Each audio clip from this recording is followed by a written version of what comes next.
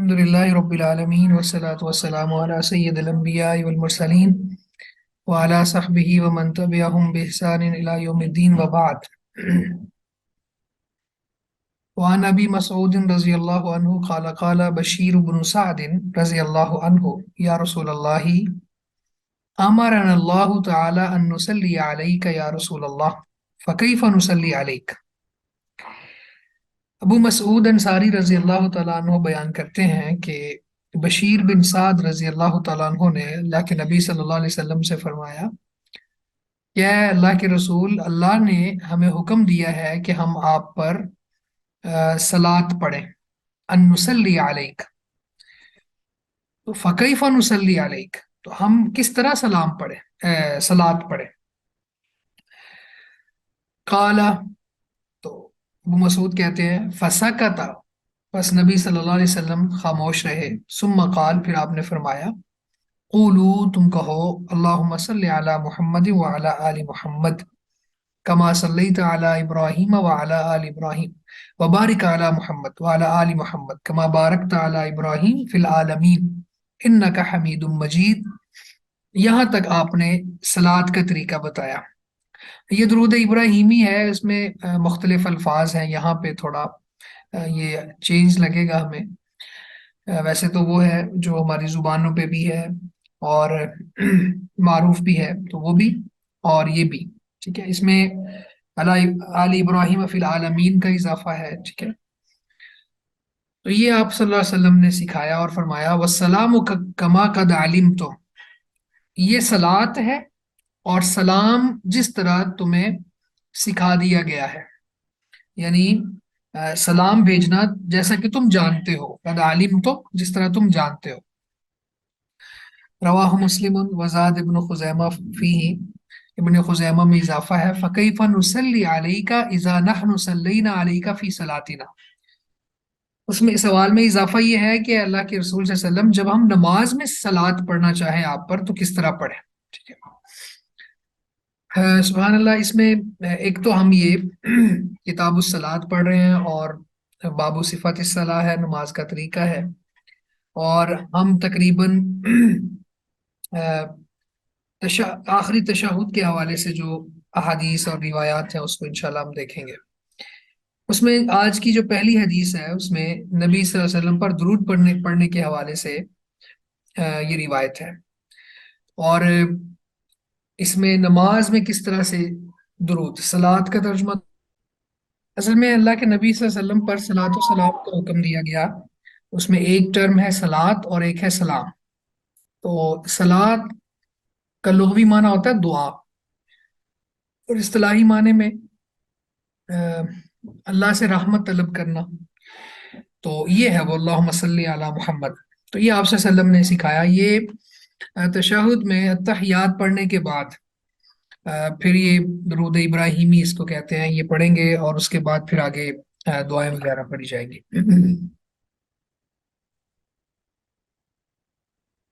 اس میں یہ جو لفظ ہے والسلام کما قد علمتم، اس حدیث کے جملے سے بہت سی باتیں سمجھ آتی ہیں. ایک تو یہ ہے کہ اگر سوال کرنے والے کا سوال مختصر ہو تو اس کو اضافی جواب بھی دیا جا سکتا ہے. اب بشیر بن سعد نے تو رضی اللہ تعالیٰ عنہ، انہوں نے تو صرف یہ پوچھا تھا نا کہ اللہ نے ہمیں حکم دیا ہے کہ آپ پر صلات بھیجیں، تو نماز میں ہم کس طرح سے آپ پر صلات پڑھیں. تو لیکن سلام کا تو نہیں پوچھا، جبکہ اللہ کے نبی صلی اللہ علیہ وسلم نے صلات یعنی درود کا طریقہ بتانے کے بعد، اس کے سیغے سمجھانے کے بعد یہ فرما دیا والسلام کما قد علمتم، اور سلام جس طرح تمہیں معلوم ہے. تو سلام یہ التحیات میں جو سلام ہے یہ وہ مذکور ہے وہاں پہ السلام علیکم ایھا النبی، تو وہ طریقہ اللہ نے ہمیں سکھا دیا.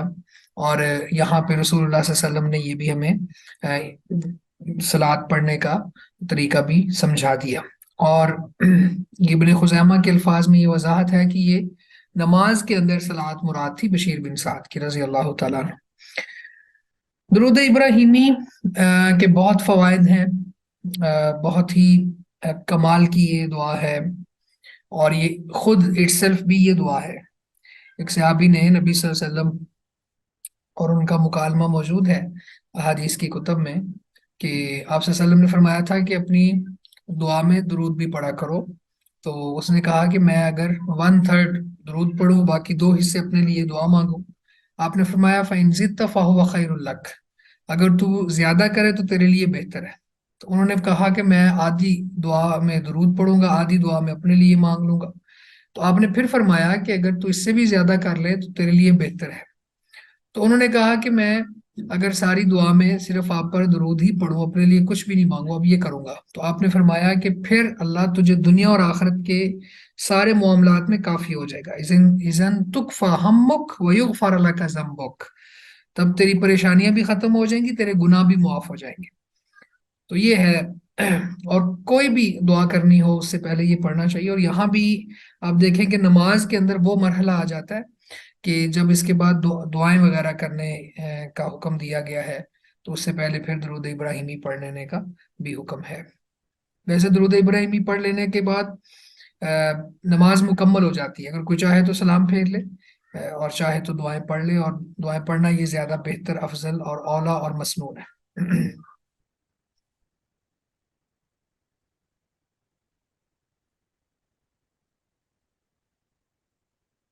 اس کے بعد فضالہ بن عبید رضی اللہ تعالیٰ عنہ سے ہے، قال کہتے ہیں سامع رسول اللہ صلی اللہ علیہ وسلم رجلا یدعو فی صلاتہ، نبی صلی اللہ علیہ وسلم نے ایک بندے کو سنا یدعو فی صلاتہ، جو اپنی نماز میں دعا کر رہا تھا. لم یحمد اللہ ولم یصلی علی النبی، نہ اس نے اللہ کی تعریف کی اور نہ ہی اس نے نبی صلی اللہ علیہ وسلم پر درود بھیجا. فقال، آپ نے فرمایا عاجل ھذا، اس نے جلدی کی ہے، اس نے عجلت سے کام لیا ہے. ثم دعاہ، پھر اس کو بلایا. فقال، اور فرمایا اذا صلی احدکم، پس جب تم میں سے کوئی ایک نماز پڑھے فلیبدا بتحمید ربہ والثناء علیہ، تو اس کو چاہیے کہ وہ یعنی آخری تشہد میں پہنچنے کے بعد پہلے اللہ تعالیٰ کی حمد و ثنا بیان کرے، پھر نبی صلی اللہ علیہ وسلم پر درود بھیجے. ثم یصلی علی النبی، پھر نبی صلی اللہ علیہ وسلم پر درود بھیجے. ثم یدعو بما شاء، پھر جو چاہے وہ مانگ لے، یعنی جو دعا کرنا چاہے وہ دعا کر لے. رواہ احمد والثلاثۃ وصححہ الترمذی وابن حبان والحاکم. تو اس روایت میں بھی یہ جو اس نے جلدی کی اجرت سے کام لیا، اس نے چونکہ حمد و ثنا اور درود نہیں پڑھا، تو یہ نماز میں بھی اور نماز کے علاوہ بھی. اب دیکھیں نا، حمد و ثنا کیا ہے؟ التحیات للہ والصلوات والطیبات، یہ جو ہے یہ اللہ کی تعریف ہے. اور پھر اس کے بعد جو درود ہے، درود ابراہیمی، وہ نبی صلی اللہ علیہ وسلم پر صلات ہے. اب یہ دونوں طریقے اختیار کر کے اس کے بعد دعا مانگے تو زیادہ لائق ہے کہ وہ قریب قبول ہو جائے، یعنی قبول ہونے کے وہ قریب ہے. اسی لیے نبی صلی اللہ علیہ وسلم نے اس بندے سے کہا کہ اس نے جلدی سے کام لیا ہے، اجرت سے کام لیا ہے. جب تم میں سے کوئی ایک نماز پڑھے تو فلیبدا بتحمید ربہ، تو مطلب تشہد کی بات ہے یہاں پہ کہ تشہد میں اللہ تعالیٰ کی حمد و ثنا بیان کرے، وثناء علیہ. ثم یصلی علی النبی، پھر نبی صلی اللہ علیہ وسلم پر درود پڑھے، پھر جو چاہے دعا کرے. اب آگے ابھی انشاءاللہ ہم دیکھیں گے کہ آخری تشہد میں سلام پھیرنے سے پہلے دعاؤں کے حوالے سے رہنمائی شریعت نے ہمیں دی ہے، تو وہ مسنون دعائیں ہیں. لیکن یہاں پہ یہ جو ثم یدعو بما شاء خود نمازی کے اوپر بھی چھوڑ دیا، تو اس لیے یہ ثابت ہوتا ہے کہ نماز کے اندر 2 موقع ایسے ہیں جہاں پہ انسان کوئی بھی دعا کر سکتا ہے دنیا آخرت کی. اس کے لیے شرط یہ ہے کہ وہ عربی زبان میں ہو اور غلط چیز کی دعا نہ ہو، قطع رحمی پر مبنی دعا نہ ہو، حرام چیز نہ مانگی جا رہی ہو، اور اللہ رب العزت کے فیصلوں پر کوئی اس طرح کا اعتراض نہ ہو. یہ چند ایک شرائط کے ساتھ، اور عربی زبان میں یہ 2 جگہوں پہ سجدے میں اور آخری تشہد میں سلام پھیرنے سے پہلے کوئی بھی دعا کی جا سکتی ہے. تو بما شاء کا مطلب یہ ہے. اس کے بعد جو میں نے کہا مسنون دعائیں شریعت نے سکھائی ہیں ہمیں، ان میں سے ایک یہ دعا ہے. وعن ابی ہریرہ رضی اللہ عنہ قال قال رسول اللہ صلی اللہ علیہ وسلم، ابو ہریرہ رضی اللہ تعالیٰ عنہ بیان کرتے ہیں کہ رسول اللہ صلی اللہ علیہ وسلم نے فرمایا اذا تشہد احدکم، جب تم میں سے کوئی ایک تشہد کرے، فلیستعذ باللہ من اربع، اب یہاں پہ تشہد وہ ٹرم ایک بتا دی، اس کا طریقہ یہ ہے کہ اتحیات پڑھے، پھر نبی صلی اللہ علیہ وسلم پر درود پڑھے، اس کے بعد پھر دعا کرے۔ تو فَلْيَسْتَعِذْ بِاللَّهِ مِنْ أَرْبَعٍ، اسے چاہیے کہ اللہ سے 4 چیزوں سے پناہ مانگے۔ یقول، وہ کہے، اللہم انی اعوذ بک من عذاب جہنم، اے اللہ بے شک میں تجھ سے پناہ مانگتا ہوں جہنم کے عذاب کی، ومن عذاب القبر، اور قبر کے عذاب کی، ومن فتنۃ المحیا والممات، اور زندگی اور موت کی آزمائش یعنی فتنے کی، ومن شر فتنۃ المسیح الدجال، اور دجال کے فتنے کے شر کی۔ متفق علیہ۔ وفی روایت لمسلم اذا فرغ احدکم من التشہد الاخیر، اور مسلم کی روایت میں یہ ہے، یہ بخاری مسلم کی حدیث ہے لیکن مسلم میں یہ الفاظ بھی ہیں، اذا فرغ احدکم من التشہد الاخیر، کہ جب کوئی تم میں سے آخری تشہد سے فارغ ہو جائے۔ تو میں نے کہا کہ یہاں پہ یہ جب نبی صلی اللہ علیہ وسلم نے یہ انداز اختیار کیا اذا تشہد احدکم، تو اس سے یہ بات خود بخود سمجھ آنی چاہیے، کیونکہ کسی ایک حدیث یا ایک جملے پر فیصلہ نہیں ہوتا، باقی بھی مختلف روایات کو ساتھ ملا کے چلتے ہیں۔ تو پیچھے ہم نے پڑھ لیا کہ اللہ کی حمد و ثنا اور اس کے بعد نبی صلی اللہ علیہ وسلم پر درود پھر دعا، تو یہاں پہ بھی اس کا مطلب یہی ہوگا کہ جب تم میں سے کوئی ایک تشہد کرے، یعنی تشہد کی حالت میں بیٹھ کے اللہ کی حمد و ثنا کے بعد نبی پر درود صلی اللہ علیہ وسلم بھیجنے کے بعد پھر 4 چیزوں سے اللہ کی پناہ مانگے۔ اور یہ مسلم کی روایت میں تو بالکل واضح ہے، اذا فرغ احدکم من التشہد الاخیر، جب تم میں سے کوئی ایک آخری تشہد سے فارغ ہو جائے۔ اب وہ 4 چیزیں جن سے پناہ مانگنے کا کہا گیا ہے، ان میں سب سے پہلے ہے جہنم کے عذاب سے۔ جہنم، یہ اس کا تعارف اگر کیا جائے قرآن و حدیث میں موجود ہے کہ ایک تو اس کی آگ بہت سخت ہے، جلانے والی ہے، اور پھر یہ صاحب شعور ہے، لوگوں کو اپنی طرف بلانے والی ہے۔ اور سورہ الملک میں اللہ رب العزت نے ارشاد فرمایا تقاد تمیز من الغیظ، قریب ہے کہ غصے سے پھٹ جائے گی۔ اور پھر یہ ہے کہ اس کی کنورسیشن بھی ہے، یہ بولتی بھی ہے۔ تو پھر اس کا عذاب جو ہے یہ چمٹ جانے والا ہے، ربنا اصرف عنا عذاب جہنم ان عذابها کان غراما، اور پھر یہ بہت برا ٹھکانہ ہے، بہت بری لوٹنے کی جگہ ہے۔ الیاذ باللہ، اللہ تعالیٰ ہم سب کو اسے محفوظ رکھے۔ تو نماز میں پہلی چیز جس سے نبی صلی اللہ علیہ وسلم پناہ مانگنے کا حکم دے رہے ہیں وہ عذاب جہنم ہے، جہنم کا عذاب ہے۔ جہنم کے عذاب کی بھی مختلف صورتیں ہیں، اس میں صرف آگ ہی نہیں ہے، زمہریر بھی ہے، اس میں شدید سردی کا عذاب بھی ہے۔ تو بہرحال اللہ تعالیٰ محفوظ رکھے، تو یہ عذاب جہنم سے پناہ مانگنی چاہیے۔ اسی طرح ومن عذاب القبر، قبر کے عذاب سے۔ اس حدیث سے آپ دیکھ لیں کہ یہ بخاری مسلم کی حدیث ہے، اور اصح الکتب بعد کتاب اللہ، صحیح بخاری میں یہ روایت موجود ہے۔ تو منکرین عذاب قبر کے اوپر یہ بہت بڑا جواب ہے، ومن عذاب القبر، تو گویا کہ قبر کا عذاب برحق ہے، تو قبر کے عذاب سے بھی پناہ مانگنے کا حکم دیا نبی صلی اللہ علیہ وسلم نے۔ اور قبر کے اندر جو عذاب ہے اس کے اور بھی بہت سے دلائل ہیں، اور ان میں ایک وہ جو اللہ کے نبی صلی اللہ علیہ وسلم 2 قبروں والوں کے پاس سے گزرے تو آپ نے فرمایا کہ ان دونوں کو عذاب ہو رہا ہے، اور ان دونوں کے پھر جرم بھی بتائے۔ ایک وہ ہے جو پیشاب وغیرہ بول و براز کے چھینٹوں سے نہیں بچتا تھا، احتیاط نہیں کرتا تھا، طہارت میں سست تھا، اور دوسرا وہ ہے یمشی بن نمیمہ، جو چغلی کرتا تھا، چغل خور تھا، تو وہ روایت بھی ہے۔ پھر قرآن مجید میں بھی عمومی طور پر مختلف انداز میں اللہ رب العزت نے قبر کے عذاب کا تذکرہ کیا ہے، جیسے فرعون کے حوالے سے اور اس کی آل کے حوالے سے النار یعرضون علیہا غدوا وعشیا، ابھی قیامت تو قائم نہیں ہوئی لیکن اللہ فرماتے ہیں کہ فرعون اور آل فرعون کے اوپر صبح و شام آگ کو پیش کیا جاتا ہے، تو وہ بھی عذاب قبر ہے۔ تو یہ برزخ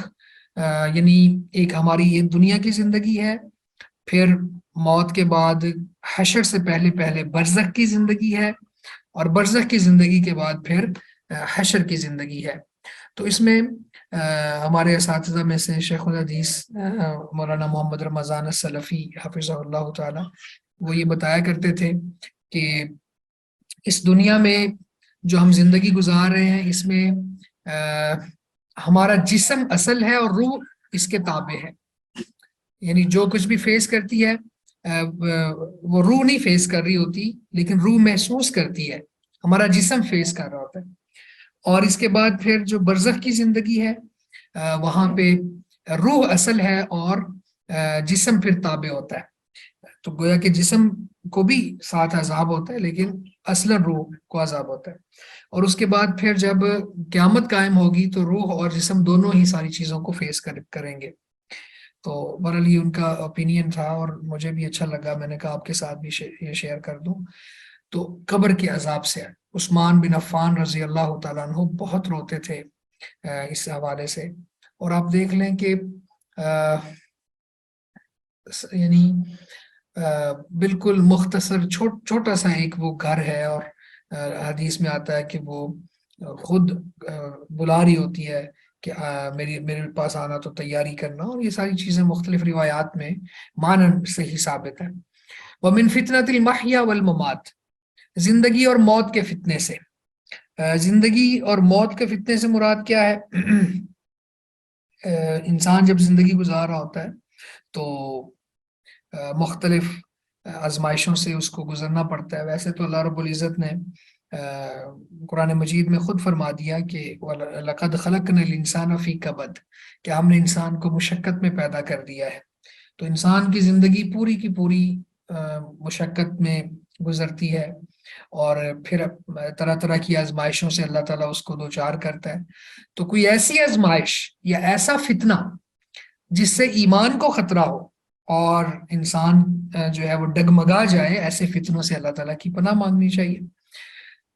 نبی صلی اللہ علیہ وسلم سے یہ تعلیمات ملتی ہیں. آپ فرماتے ہیں، دعا کیا کرتے تھے کہ اللہ جب تک میرے لیے زندہ رہنا بہتر ہے مجھے زندہ رکھ، اور جب میرے لیے موت بہتر ہے تو مجھے بغیر مفتون، یعنی فتنے سے پہلے مجھے اس دنیا سے اٹھا لینا.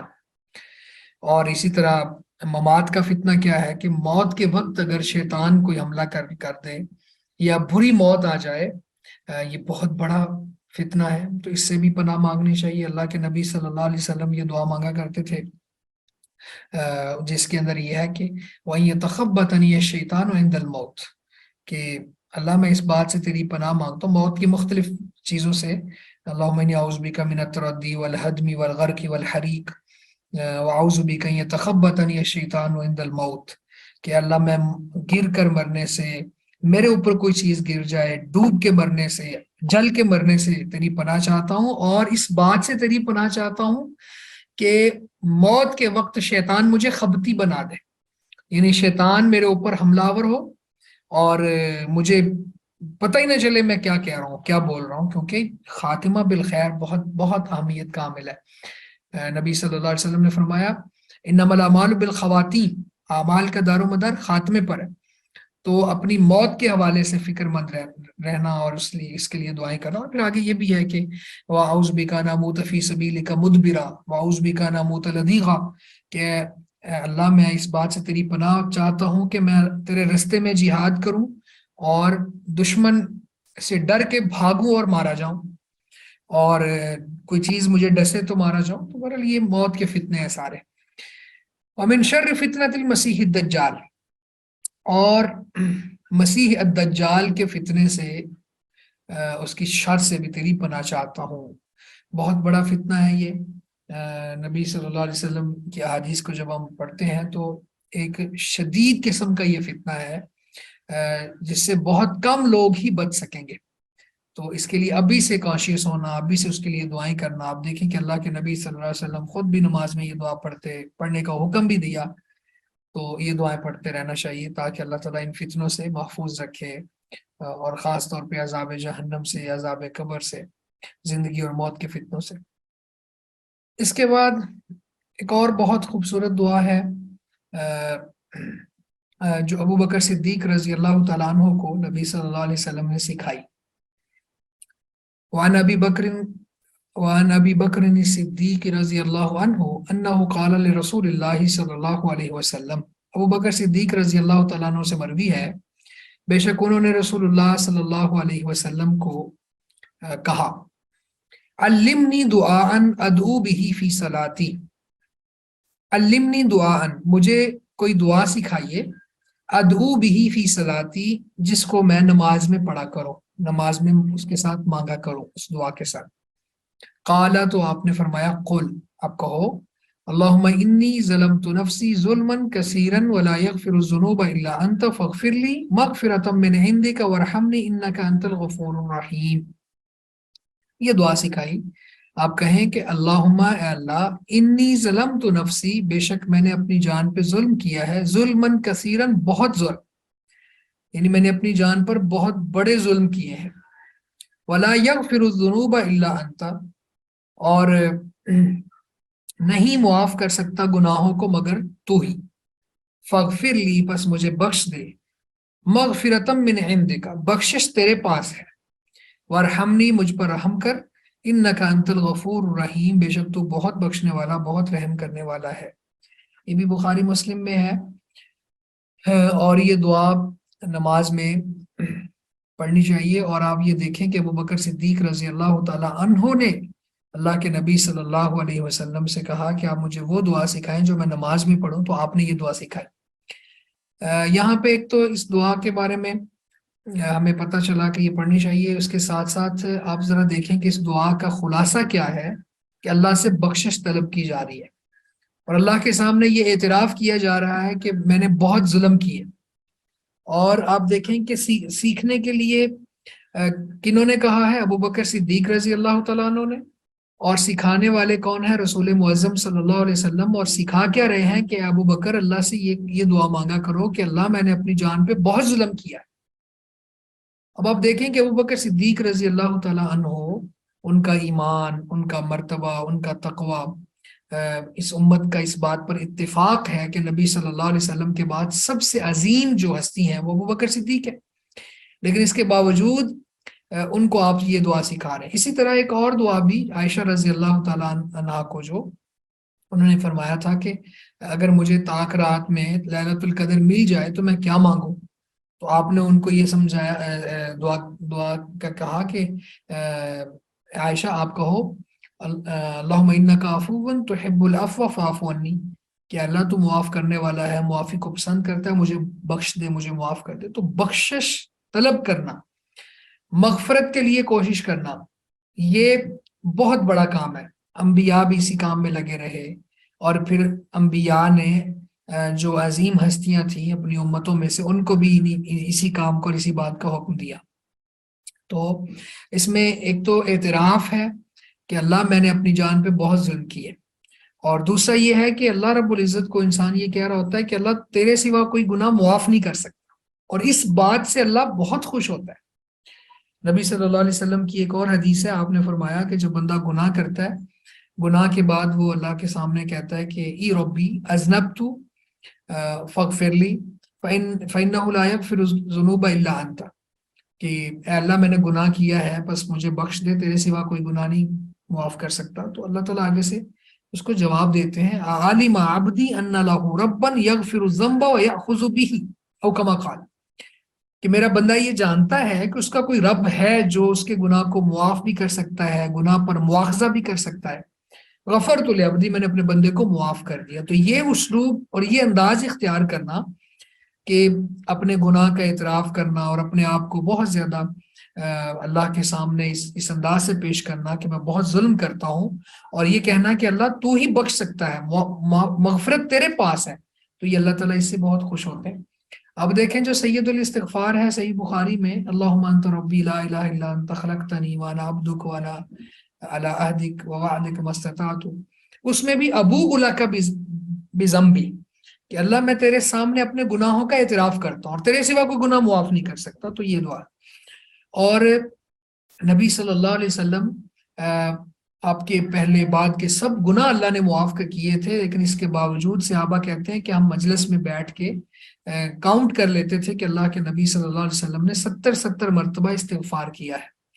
اور اسی طرح صحیح مسلم میں ایک حدیث موجود ہے عمر رضی اللہ تعالیٰ عنہ کے بارے میں، کہ ان کو نبی صلی اللہ علیہ وسلم نے فرمایا تھا کہ آپ کو اویس کرنی ملے تو اس سے دعا کروانا. تو انہوں نے بھی دعا میں یہی کہا تھا کہ اویس دعا کرو اللہ عمر کے گناہ معاف کر دے. اب یہ وہ لوگ تھے کہ جن کے اعمال اور پھر عشرہ مبشرہ میں سے اور پھر دنیا میں جنت کی بشارتیں افتح لہ وبشرہ بالجنہ، لیکن اس کے باوجود اپنے گناہوں کے حوالے سے اس قدر پریشان اور اس قدر مضطرب رہنا، تو یہ ایک بندہ مومن کی شان ہے. تو یہ دعا جو ہے ہمیں بھی یاد ہونی چاہیے اور ہمیں چاہیے کہ ہم نماز میں یہ پڑھتے رہیں.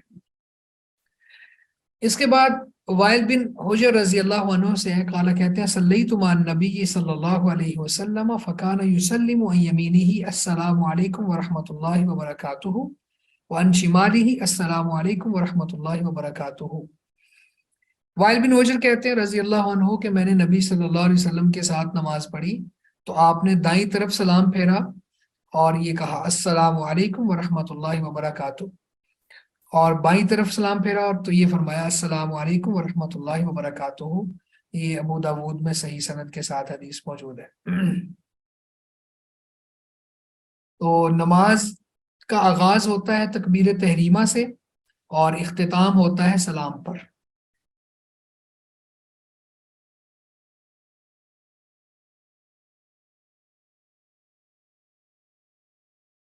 سلام کے بعد پھر نماز کے حوالے سے جو اذکار ہیں اور دعائیں ہیں، یعنی نماز کے بعد کے اذکار، ان کا بیان یہاں سے شروع ہو رہا ہے. اس میں پہلی روایت ہے مغیرہ بن شعبہ رضی اللہ عنہ سے ان نبی صلی اللہ علیہ وسلم کان یقول فی دبر کل صلاۃ مکتوبۃ، کہ اللہ کے نبی صلی اللہ علیہ وسلم ہر فرض نماز کے بعد یہ پڑھتے تھے لا الہ الا اللہ وحدہ لا شریک لہ لہ الملک ولہ الحمد وہو علی کل شیء قدیر. لا الہ الا اللہ وحدہ لا شریک لہ، نہیں ہے کوئی الہ مگر اللہ جو اکیلا ہے، اس کا کوئی شریک نہیں ہے. لہ الملک، اسی کے لیے ساری کی ساری بادشاہی ہے. جو الف لام ہے نا، اس کا ترجمہ ہے یہ کہ سب کے سب بادشاہی اسی کے لیے ہے. جیسے قرآن مجید میں ہے تبارک الذی بیدہ الملک، کہ بہت برکت والی ہے وہ ذات جس کے ہاتھ میں ہی ساری بادشاہی ہے. وَلَهُ الْحَمْدُ، اور اسی کے لیے ساری تعریف ہے. وَهُوَ عَلَى كُلِّ شَيْءٍ قدیر، اور وہ ہر چیز پر پوری طرح قادر ہے. اللہم لا مانع لما آتیت، اے اللہ لا مانع، کوئی روکنے والا نہیں ہے، لما آتیت، جسے تو عطا کرنا چاہے. ولا معطی، اور نہیں ہے کوئی عطا کرنے والا، دینے والا، لما منعت، جسے تو روک لے. ولا ينفع ذا الجد منک الجد، اور نہیں فائدہ دیتی کسی بزرگی والے کی بزرگی تیرے سامنے. یعنی کوئی جتنا بھی بڑے سے بڑا کیوں نہ ہو، تیرے سامنے وہ نکما ہے، تیرے سامنے وہ ہیچ ہے، تیرے سامنے یعنی مستغنی نہیں کر سکتی کوئی چیز. تو یہ بہت ہی خوبصورت دعا ہے یہ جو لا الہ الا اللہ وحدہ لا شریک لہ لہ الملک ولہ الحمد وہو علی کل شیء قدیر. یہاں تک یہ دعا جو ہے اس کے اتنے کو فضائل ہیں کہ انسان حیران رہ جاتا ہے کہ یہ چھوٹے سے کلمات ہیں دیکھنے میں اور پڑھنے میں کوئی زیادہ وقت نہیں لگتا، لیکن کس قدر عظیم کلمات ہیں. اگر اس میں تھوڑا سا اضافہ کر لیا جائے، لا الہ الا اللہ وحدہ لا شریک لہ لہ الملک ولہ الحمد یحیی و یمیت وہو علی کل شیء قدیر، تو یہ وہ کلمات ہیں جو 10 دفعہ پڑھنے سے 10 غلام آزاد کرنے کا ثواب ملتا ہے، 10 بڑے گناہ معاف ہو جاتے ہیں، 10 نیکیاں لکھ دی جاتی ہیں. شیطان سے حفاظت کے لیے مسلح فرشتے آ کے اس کی مدد کرتے ہیں جو بندہ یہ پڑھتا ہے. اور پھر جو ان کو پڑھتا ہے وہ سب سے زیادہ عمل والا ہے، الا کہ کوئی اور بھی پڑھتا ہو. تو یہ، اور اگر تھوڑا سا اور اضافہ کر لیا جائے یحیی و یمیت وَهُوَ حَيٌّ لَا يَمُوتُ بِيَدِهِ الْخَيْرُ وَهُوَ عَلَى كُلِّ شَيْءٍ قَدِيرٌ. تو یہ وہ دعا ہے جو بازار کو بندہ وزٹ کرتا ہے یا بازار جاتا ہے تو پھر اس وقت دعا پڑھتا ہے. تو اس حوالے سے بھی 1,00,000 نیکیوں کی بات ہے حدیث میں. خیر اس کی سند پر کچھ کلام بھی ہے، لیکن صحیح بات یہ ہے کہ اس روایت کو لے لیا جائے گا. اور یہاں پہ بھی نماز کے بعد یہ دعا پڑھی جائے گی. اور اس کے بعد پھر یہ جو کلمات ہیں اللہم لا مانع لما اعطیت، یہ ایک عقیدے اور نظریے کے حوالے سے ہمیں موٹیویٹ کر رہے ہیں کہ جسے اللہ دینا چاہے اس سے کوئی روک نہیں سکتا. جس کو اللہ دینا چاہے کوئی بھی ایسی دنیا میں طاقت نہیں ہے کہ وہ پھر روک لے. اور جس سے اللہ روک لے کوئی دے نہیں سکتا. تو تقدیر پر ایمان کے حوالے سے یہ کلمات بہت بہت ہی جلا بخشتے ہیں انسان کے دل کو، اس کی روح کو. وَلَا يَنْفَعُ ذَا الْجَدِّ مِنْكَ الْجَدِّ، اور کسی بزرگ یا سرمایہ والے کا سرمایہ تجھ سے فائدہ نہیں دے سکتا، تجھ سے مستغنی نہیں کر سکتا. جیسے اللہ الصمد یا مغنی اغننا، کہ اے اللہ تو بے نیاز ہے، مجھے غنی کر دے. اور ایک اور بھی ہے جیسے اللہم اکفنا بحلالک عن حرامک واغننا بفضلک عمن سواک، کہ اے اللہ اپنے سوا ہر کسی سے مستغنی کر دے. یعنی اللہ کی ذات وہ ذات ہے جس سے مستغنی نہیں ہوا جا سکتا، اس کے علاوہ سب سے ہوا جا سکتا ہے. تو یہ کلمات ہیں. اور پھر جس بندے کا یہ عقیدہ ہو کہ اگر کوئی چیز میری قسمت میں نہیں ہے، اللہ نے نہیں لکھی تو وہ نہیں ملنی، تو پھر وہ پریشان نہیں رہے گا اور پھر وہ اللہ سے مانگے گا. اور ابھی یعنی رمضان بھی آ رہا ہے، تو اللہ سے کوئی چیز مانگنی ہو تو پھر یہ اس دعا کا ریفرنس بھی دیا جا سکتا ہے اللہ تعالیٰ کو کہ اللہ لا مانع لما اعطیت، اگر تو دینا چاہتا ہے تو کوئی روک نہیں سکتا، تو میں تجھ سے یہ چیز مانگتا ہوں، مجھے دے دے. جیسے جنت مانگنی ہے، شہادت مانگنی ہے، دنیا کی کوئی چیز مانگنی ہے، تو یہ انداز اور اسلوب اختیار کیا جا سکتا ہے. بہرحال اللہ کے نبی صلی اللہ علیہ وسلم ہر فرض نماز کے بعد یہ کلمات پڑھتے تھے. لا الہ الا اللہ وحدہ لا شریک لہ لہ الملک ولہ الحمد وہو علی کل شیء قدیر اللہم لا مانع لما اعطیت ولا معطی لما منعت ولا ينفع ذا الجد منک الجد. اس کے بعد سعد بن ابی وقاص رضی اللہ تعالیٰ عنہ سے ہے، کہتے ہیں ان رسول اللہ صلی اللہ علیہ وسلم کان یتعوذ بہن دبر الصلاۃ، کہ اللہ کے نبی صلی اللہ علیہ وسلم ان چیزوں سے ہر نماز کے بعد پناہ مانگتے تھے. اللہم انی اعوذ بک من البخل، سب سے پہلی بات جس سے اللہ کے رسول پناہ مانگتے تھے وہ ہے بخل. اللہم انی اعوذ بک من البخل، اے اللہ میں بخل سے تیری پناہ مانگتا ہوں. بخل کیا ہے؟ انسان اتنا کنجوس ہو جائے کہ وہ صحیح جگہوں پہ جہاں پہ ضرورت ہے وہاں بھی خرچ نہ کرے. تو اسلام جو ہے وہ بخل سے بھی منع کرتا ہے، اسراف سے اور تبذیر سے بھی منع کرتا ہے. یعنی یہ تین باتیں ہیں، تین ٹرمز ہیں، اس کو آپ دیکھ لیں، کوئز وغیرہ بھی بنایا جا سکتا ہے اس سے. بخل کیا ہے؟ کہ جہاں پہ خرچ کرنے کی ضرورت ہے وہاں سے بھی ہاتھ کھینچ لینا. اور اسراف کیا ہے؟ حلال کام میں تھوڑا خرچ کرنے کی بجائے زائد خرچ کر دینا. اور تبذیر کیا ہے؟ حرام کام میں خرچ کرنا، چاہے تھوڑا ہو چاہے زیادہ ہو، وہ تبذیر ہے. تو اسراف سے بھی منع کیا، تبذیر سے بھی منع کیا، اور بخل سے بھی منع کیا. اللہ رب العزت نے رحمان کے بندوں کے اوصاف بیان کیے سورہ فرقان میں، تو وہاں یہ فرمایا کہ نہ وہ بخل کرتے ہیں نہ اسراف کرتے ہیں، اس کے درمیان وہ کھڑے ہوتے ہیں. تو پہلی بات بخل. بخل بہت بہت بڑی برائی ہے، بہت بڑی برائی ہے. انسان خود بھی پریشان رہتا ہے اور باقی لوگ جو اس کے ساتھ منسلک ہیں وہ بھی پریشان ہو جاتے ہیں، کیونکہ جہاں ضرورت ہے وہاں بھی وہ خرچ نہیں کرتا. وَأَعُوذُ بِكَ مِنَ الْجُبْنِ، اور بزدلی سے اللہ کی پناہ چاہتا ہوں. وَأَعُوذُ بِكَ، اور اللہ میں تجھ سے پناہ مانگتا ہوں، من الجبنی، بزدلی سے. اب یہ بزدلی کیا ہے؟ کہ انسان خوف زدہ رہے ہر وقت.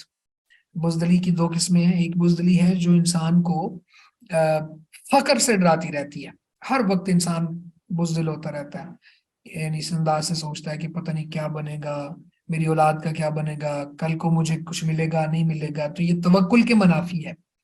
اور دوسری بزدلی وہ ہے جو انسان کو جہاد فی سبیل اللہ سے روکتی ہے، کہ وہ دشمن کے مقابلے میں کھڑا ہونے سے ڈرتا ہے.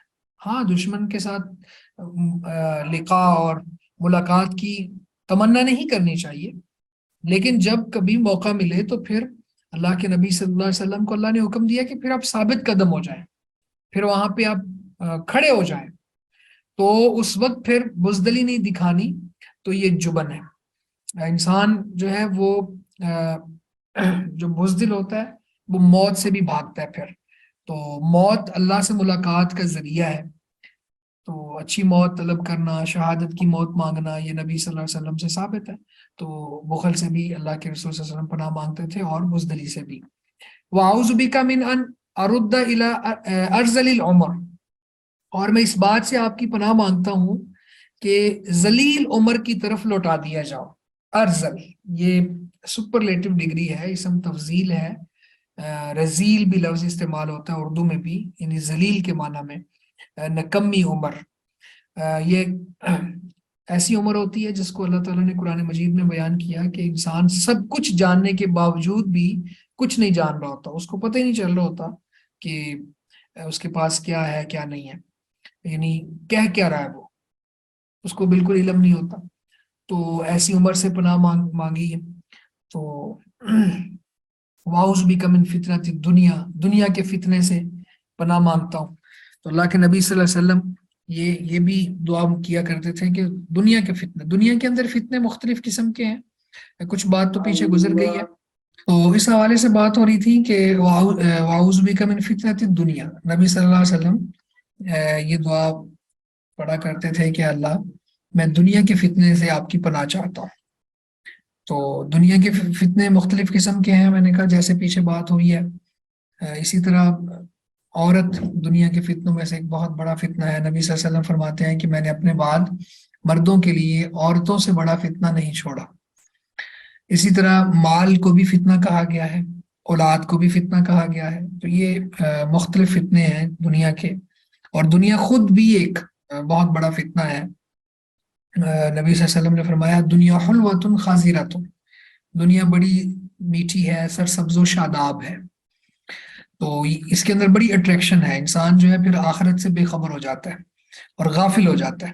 تو اسی دنیا کے فتنے ہیں مختلف. وَأَعُوذُ بِكَ مِنْ عَذَابِ الْقَبْرِ، اور میں قبر کے عذاب سے تیری پناہ چاہتا ہوں. قبر کے عذاب کے حوالے سے بات پیچھے ہو گئی.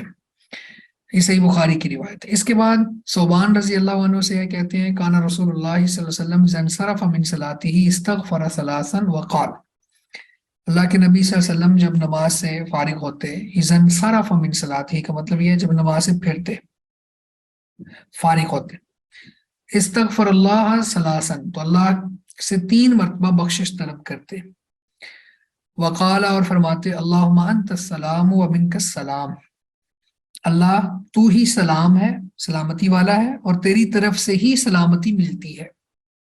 تبارک یا ذی الجلال والاکرام، اے بزرگی اور تعظیم والے تو بہت بابرکت ہے.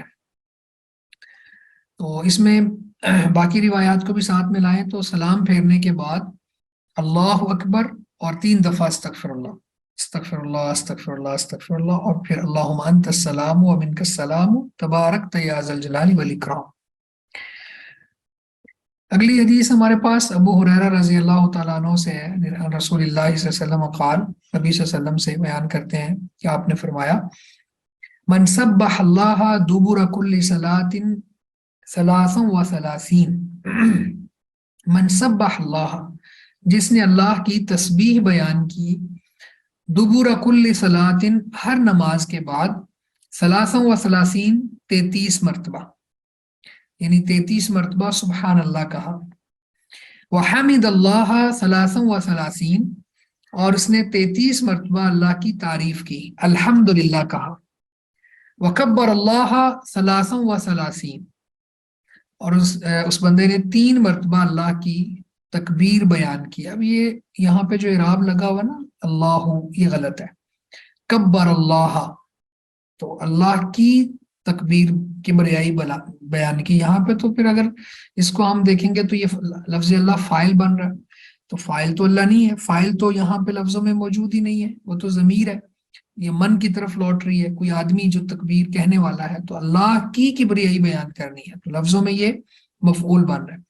وکبر اللہ ثلاثا و ثلاثین، اور اس نے اللہ کی کبریائی بیان کی 33 مرتبہ، یعنی اللہ اکبر کہا. فتل کا 99، یہ 99 ہو گئے، یعنی 99 ہو گئے. وقال تمام المئہ، اور اس نے 100 پورا کرنے کے لیے کہا لا الہ الا اللہ وحدہ لا شریک لہ لہ الملک و لہ الحمد وہو علی کل شیء قدیر. یہ جملہ کہا اور اس کا ترجمہ پیچھے اور اس کے فضائل گزر گئے ہیں. غفرت خطایاہ ولو کانت مثل زبد البحر، تو اس کے گناہ، اس کی خطائیں معاف کر دی جائیں گی اگرچہ وہ سمندر کی جھاگ کے برابر ہی کیوں نہ ہو. रवाह मुस्लिम, सही मुस्लिम की रिवायत है। वफी रिवायत उखरा, और एक और रिवायत में, अन्न तकबीर अरबअ व सलासून, तकबीर 34 मरतबा, यानी अल्लाह अकबर 34 मरतबा, ये भी अल्फाज मौजूद है। ये हदीस हमने सुन रखी है, लेकिन अल्लाह की तौफीक से हम अब यहाँ खुद इनको पढ़ रहे हैं और इसकी गहराई में उतर रहे हैं।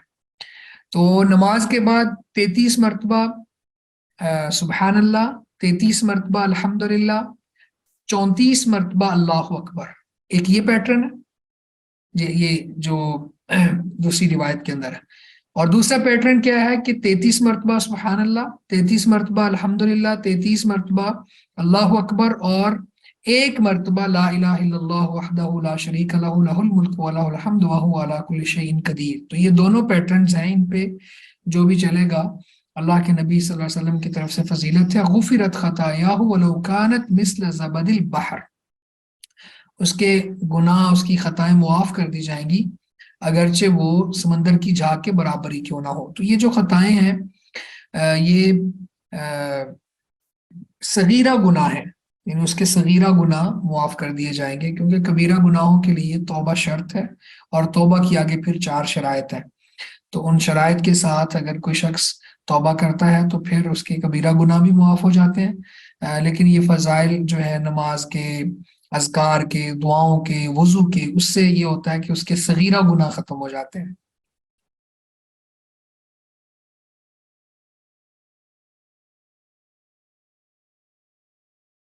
अगली हदीस मुआज बिन जबल रजी अल्लाह तआला अन्हु से है, अन्ना रसूलुल्लाह सल्लल्लाहु अलैहि वसल्लम क़ाल लहू, कि बेशक रसूलुल्लाह सल्लल्लाहु अलैहि वसल्लम ने उनसे कहा, यानी मुआज से क्या कहा, उसी का या मुआज, ए मुआज मैं तुम्हें वसीयत करता हूँ, ला तदअन्ना दुबुर कुल्ली सलातिन अन तक़ूल, ना तुम छोड़ना हर नमाज के बाद ये कहना, यानी ये जो कलिमात तुम्हें सिखा रहा हूँ ये इनको ना छोड़ना, अल्लाहुम्मा इन्नी अला जिक्रिक व शुक्रिक व हुस्न इबादतिक, अल्लाहुम्मा इन्नी अला जिक्रिक, ए अल्लाह अपने जिक्र पर मेरी मुआवनत कर, मेरी मदद कर,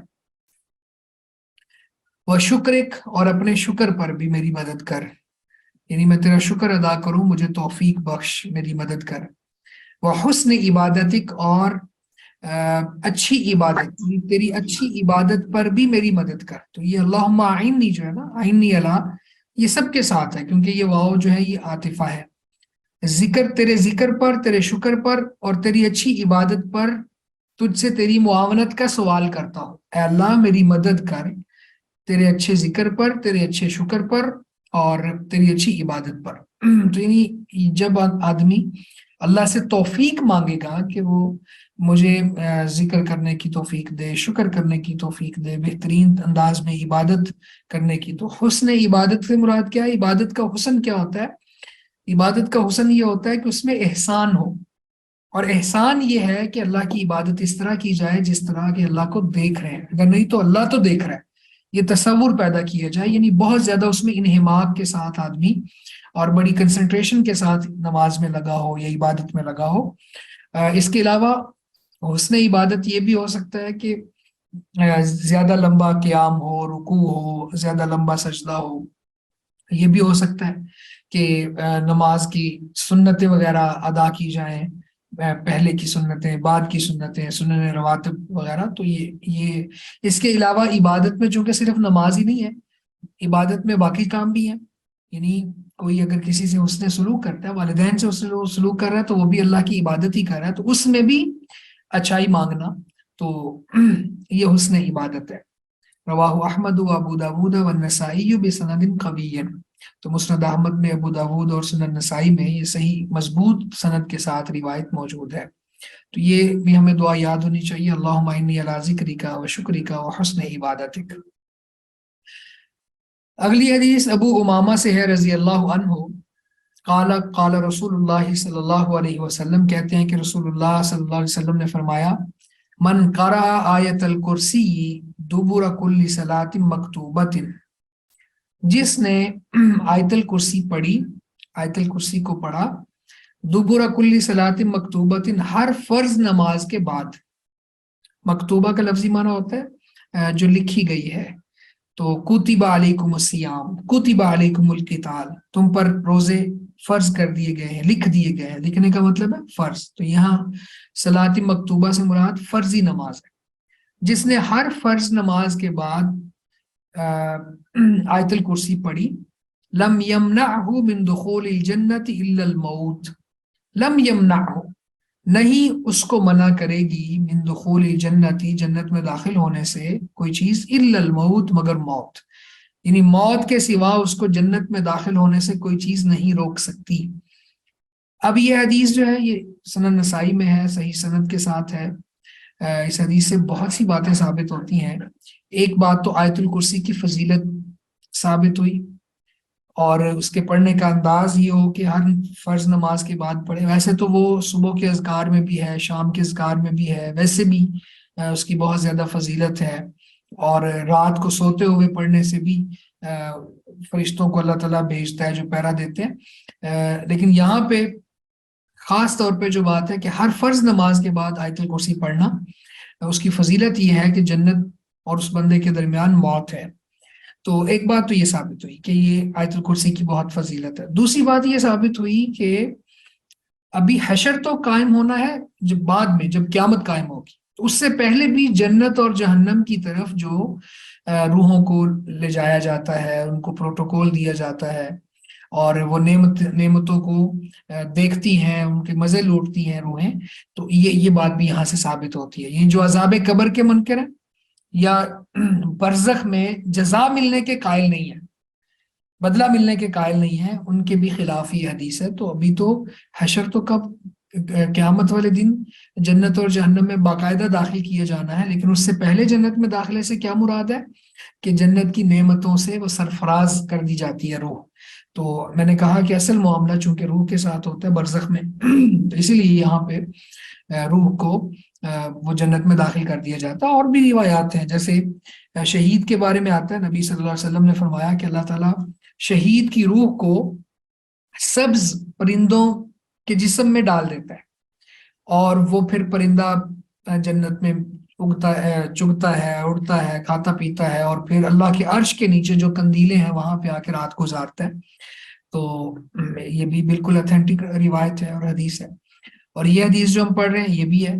تو گویا کہ عذاب قبر بھی برحق ہے، اور برزخ میں اللہ کی طرف سے اچھا بدلہ ملنا، جنت کی نعمتوں کا حصول، یہ بھی برحق ہے۔ وصححہ ابن حبان، نسائی نے اس کو بیان کیا ہے، ابن حبان نے صحیح کہا ہے۔ وزاد فیہ طبرانی، اور طبرانی نے اس میں اضافہ کیا، وقل هو اللہ احد، ہر نماز کے بعد قل هو اللہ احد بھی کہیں۔ ویسے تو جو یہ تین صورتیں ہیں، قل هو اللہ احد اور قل اعوذ برب الفلق اور قل اعوذ برب الناس، ان تین صورتوں کے حوالے سے شریعت کی ڈائریکشنز ہمارے پاس یہ موجود ہیں کہ فجر کی نماز کے بعد ان کو 3 مرتبہ پڑھنا ہے، اور مغرب کی نماز کے بعد بھی ان کو 3 مرتبہ پڑھنا ہے، باقی سب نمازوں کے بعد 1 مرتبہ پڑھنا ہے، اور سوتے ہوئے بھی یعنی اذکار النوم میں بھی 1 مرتبہ پڑھنی ہے۔ تو گویا کہ ہر نماز کے بعد 1 مرتبہ یہ تینوں صورتیں بھی پڑھنی چاہیے۔ اس کے بعد ہمارے پاس حدیث ہے مالک بن حویرث رضی اللہ تعالی عنہ سے، کہتے ہیں کہ رسول اللہ صلی اللہ علیہ وسلم نے فرمایا، سلو کما رأیتمونی اصلی، سلو نماز پڑھو، کما رأیتمونی اصلی جس طرح تم مجھے نماز پڑھتے ہوئے دیکھتے ہو، ان تم اس طرح نماز پڑھو جس طرح مجھے نماز پڑھتے ہوئے دیکھتے ہو۔ اب یہ حدیث ہمارے پاس ہے، اس میں ایک تو یہ ہے کہ اللہ کے نبی صلی اللہ علیہ وسلم کے طریقے کے مطابق نماز پڑھنے کا حکم ہے، یعنی جو طریقہ آپ سے ثابت ہے، جو اللہ کے نبی صلی اللہ علیہ وسلم نماز پڑھنے کا طریقہ اختیار کرتے تھے، ہمیں بھی وہی طریقہ اپنانے کا حکم دیا گیا ہے۔ دوسری بات یہاں سے ایک جو ہمارے معاشرے میں ایک بات رائج ہے، وہ یہ کہ مرد اور عورت کی نماز میں فرق ہے، تو اس کا بھی یہاں سے رد ہوتا ہے کہ نبی صلی اللہ علیہ وسلم نے کہیں بھی کسی جگہ پر بھی عورت اور مرد کی نماز میں فرق نہیں کیا۔ تو عورتیں بھی اسی طرح نماز پڑھیں گی جس طرح اللہ کے رسول صلی اللہ علیہ وسلم پڑھتے تھے، مرد بھی اسی طرح نماز پڑھیں گے جس طرح اللہ اور اللہ کے رسول صلی اللہ علیہ وسلم نماز پڑھتے تھے، اور آپ نے جو طریقہ سکھایا ہے۔ اور اس سے یہ چونکہ سلو امر ہے اور امر وجوب کے لیے ہوتا ہے. وجوب کا معنی کیا ہے کہ یہ طریقہ اختیار کرنا واجب ہے، یعنی اس طریقے کے اوپر چلنا جو ہے یہ فرض ہے، یہ لازمی ہے. تو کوئی یہ کہے کہ جی جس مرضی طریقے سے نماز پڑھ لو کوئی بات نہیں، یہ بات ٹھیک نہیں ہے. نبی صلی اللہ علیہ وسلم کی یہ جو حدیث ہے یہ ہمیں سکھلاتی اور بتاتی ہے کہ اللہ کے نبی صلی اللہ علیہ وسلم کے طریقے کے مطابق نماز پڑھنا ضروری ہے. اس کے بعد عمران بن حسین رضی اللہ تعالیٰ عنہما سے مروی ہے، کالا، وہ کہتے ہیں قال علی النبی صلی اللہ علیہ وسلم، مجھے میرے لیے نبی صلی اللہ علیہ وسلم نے یہ فرمایا، صلی قائما، کھڑے ہو کر نماز پڑھو، فَإِن لَمْ تَسْتَطِعْ فَقَائِدًا، بس اگر تم طاقت نہیں رکھتے ہو تو بیٹھ کر، فَإِن لَمْ تَسْتَطِعْ فَعَلَىٰ جَنبٍ، بس اگر بیٹھ کر بھی نماز پڑھنے کی طاقت نہیں ہے تو پھر پہلو پر لیٹ کر نماز پڑھ لو. اب یہاں پہ اس حدیث میں ایک تو رخصت ہے، کوئی آدمی کھڑا ہو کے نماز پڑھ سکتا ہے تو پڑھے، نہیں پڑھ سکتا تو بیٹھ کر پڑھ لے. اگر مریض ہے، بیماری وغیرہ ہے، یہ بہت شدید بڑھاپا ہے، اگر بیٹھ کر بھی نماز نہیں پڑھ سکتا تو پھر لیٹ کر پڑھ لے. اب لیٹ کر نماز جو پڑھی جائے گی وہ اشارے کے ساتھ پڑھی جائے گی. اور جس طرح ایک اس حدیث میں رخصت ثابت ہوئی، وہیں پر اس حدیث میں یہ بات بھی ثابت ہو گئی کہ اگر کوئی شخص اتنا مریض ہے کہ وہ وینٹیلیٹر پہ ہے اور بستر پہ لیٹا ہوا ہے لیکن اس کے حواس قائم ہے، ہوش ہے اس کو، تو وہ اشارے سے نماز پڑھے گا، نماز اس کو بھی معاف نہیں ہے، چاہے جائے کہ کوئی صحیح کڑیل جوان ہو، مضبوط ہو، اس کے باوجود نماز نہ پڑھتا ہو. مریض کو بھی نماز پڑھنی ہے، پڑھنی ہوگی. ارکان اسلام میں سے یہ ایک رکن ہی تو ہے جو ایک دن میں 5 دفعہ پریکٹس کیا جاتا ہے، اور اللہ رب العزت نے اسی پر ٹیسٹ کرنا ہے انسان کو کہ وہ خالق کا حق ادا کرتا ہے یا نہیں کرتا. تو پھر مریض کے لیے رخصت موجود ہے، لیکن یہ رخصت کہیں بھی نہیں ہے کہ وہ نماز چھوڑ دے، الا کہ خواتین کے کچھ مخصوص جو ایام اور حالتیں ہوتی ہیں اس میں نماز وہ نہیں پڑھتی، تو وہ بعد میں بھی نہیں اس کی قضائی دیں گی، لیکن یہاں پہ مریض کے لیے بھی معاف نہیں ہے نماز. اگلی حدیث بھی اسی طرح سے ہی ہے، وان جابر رضی اللہ عنہ ان نبی صلی اللہ علیہ وسلم قال لمریض، کہ بے شک نبی صلی اللہ علیہ وسلم نے مریض کو کہا، صلی علی وسادۃ، جو تکیے پر نماز پڑھ رہا تھا. یعنی ایک مریض آپ صلی اللہ علیہ وسلم نے دیکھا اور اسے تکیے پر نماز پڑھتے ہوئے دیکھا، یعنی جب وہ سجدہ کرتا تو تکیے پر سر رکھ لیتا. فرما بہا، تو آپ نے تکیہ لے کے پھینک دیا، تکیہ جیسے پکڑا اور دور پھینک دیا. وقال، اور فرمایا، صلی علی الارض، زمین پر نماز پڑھو، ان استطاعت، اگر تمہارے اندر طاقت ہے، والا، اور اگر نہیں ہے تو فاومی ایمان، پھر اشارے سے پڑھو، پھر اشارہ کرو، اشارہ کرنا. وجعل سجودک اخفض من رکوعک، اور اپنے سجدوں کو اپنے رکوع سے زیادہ جھکا دو. تو آپ صلی اللہ علیہ وسلم نے گویا کہ طریقہ بتا دیا. یہ بہقی کی روایت ہے مضبوط سند کے ساتھ، لیکن ابو حاتم نے اس کا موقوف ہونا صحیح قرار دیا ہے. وہ کہتے ہیں یہ موقوف ہے. موقوف روایت وہ ہوتی ہے جو صحابی تک، لیکن چونکہ بہقی میں بھی یہ صحیح سند کے ساتھ موجود ہے اور اس کے اوپر کوئی بہت بڑا تان بھی نہیں ہے اس حدیث پر، تو اس حدیث کو لیا جائے گا. اور پھر یہ صراحت بھی ہے، اور صراحت کیا ہے کہ یہ جو پیچھے حدیث گزری ہے صحیح بخاری کی، اسی کی تفصیل ہے یہ.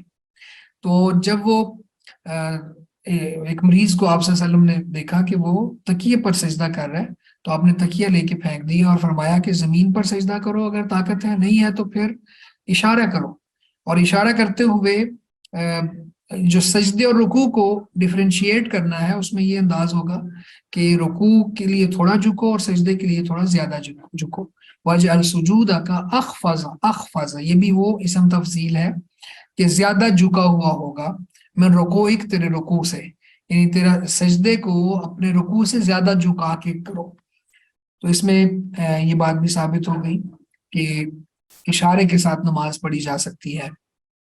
لیکن ایک اور بات بھی ثابت ہوگی کہ تکیہ نہیں ہونا چاہیے. اور اسی طرح سے ایک اور بات جو خاص طور پہ چیئرز بنائی گئی ہیں نماز پڑھنے کے لیے، مساجد میں پڑی ہوتی ہیں، تو وہ چیئرز کا بھی جواز نہیں ہے، کیونکہ وہ چیئرز اسی لیے ہوتی ہیں کہ اس کے سامنے تختی کے اوپر ہاتھ رکھ کے وہاں سجدہ کیا جاتا ہے.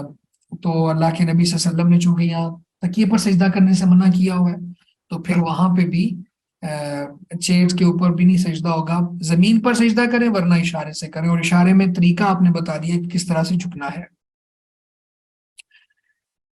اس کے بعد آگے نیا باب ہے، باب سجود السہوی وغیرہ من سجود التلاوت والشکر، سجدوں کا باب ہے یہ، اور سجدوں کے حوالے سے سجدہ سہو بھی ہوتا ہے، سجدہ تلاوت بھی ہوتا ہے، سجدہ شکر بھی ہوتا ہے، تو تین طرح کے سجدوں کا یہاں بیان ہوگا۔ سجدہ سہو کہتے ہیں غلطی والا سجدہ، نماز میں وہ سجدہ جس میں کچھ کوتاہی ہو جائے، نماز کے اندر کوئی کمی رہ جائے، تو بعد میں پھر سلام پھیرنے سے پہلے یا سلام پھیرنے کے بعد، دونوں طرح سے یہ چیز ثابت ہے نبی صلی اللہ علیہ وسلم سے، تو دو سجدے کیے جائیں گے جن کو سجود السہو کہا جاتا ہے، یعنی غلطی کو پورا کرنے کے سجدے۔ اور اس کے لیے طریقہ جو حدیث میں موجود ہے، چونکہ دونوں ہی طرح سے سلام پھیرنے سے پہلے بھی اور سلام پھیرنے کے بعد بھی ثابت ہے، تو پھر فقہا نے اس پہ بات کی اور خلاصہ یوں نکالا کہ اگر نماز میں کسی چیز میں کمی ہو رہی ہے، یعنی کوئی چیز آپ نے کم کر دی ہے نماز میں، تو پھر سلام پھیرنے سے پہلے سجدے کر لیں، اور اگر نماز میں کوئی اضافہ کر دیا ہے، یعنی 2 کی بجائے 3 سجدے کر دیے ایک رکعت میں، تو پھر سلام پھیرنے کے بعد کر لیں۔ لیکن اس میں بھی صحیح بات یہ ہے کہ دونوں طرح سے انسان کو اجازت اور گنجائش دی گئی ہے، وہ چاہے تو سلام پھیرنے سے پہلے کرے، چاہے تو سلام پھیرنے کے بعد کرے، جس طرح ہم روایات پڑھیں گے اس میں یہ بات آتی رہے گی۔ اسی طرح سجدہ تلاوت ہے، سجدہ تلاوت وہ اس سجدے کو کہتے ہیں جو قرآن مجید میں جہاں پہ تلاوت کے دوران سجدوں کا حکم دیا گیا ہے، اور یہ مینشن چیزیں ہیں قرآن مجید میں مختلف جگہوں پہ، تو وہاں پہ سجدہ کرنا، تو یہ سجدہ جو ہوتا ہے اس حوالے سے کوئی شخص کر لے تو بہتر ہے، نہ کرے تو گناہ نہیں ہے۔ عمر رضی اللہ تعالیٰ عنہ نے ایک دفعہ آیات پڑھی، سجدہ آیا تو آپ ممبر سے اتر کے آپ نے سجدہ کیا، اور پھر دوبارہ آیات پڑھی تو سجدہ نہیں کیا، تو گویا کہ اللہ کے نبی صلی اللہ علیہ وسلم سے اس میں سختی نہیں ہے، ثابت نہیں ہے کہ آپ نے ضرور کرنا ہے، کر لیں گے تو فضیلت ہے، وہ فضیلت انشاءاللہ ہم پڑھیں گے کہ جب آدمی تلاوت کر رہا ہوتا ہے قرآن مجید کی، پھر سجدہ آتا ہے تو وہ رک کے سجدہ کرتا ہے، تو شیطان الگ ہو کے رونے لگتا ہے کہ مجھے حکم دیا گیا تو میں نے انکار کیا، اس کو حکم دیا گیا اس نے اس کو پورا کر دیا، انسان ہے۔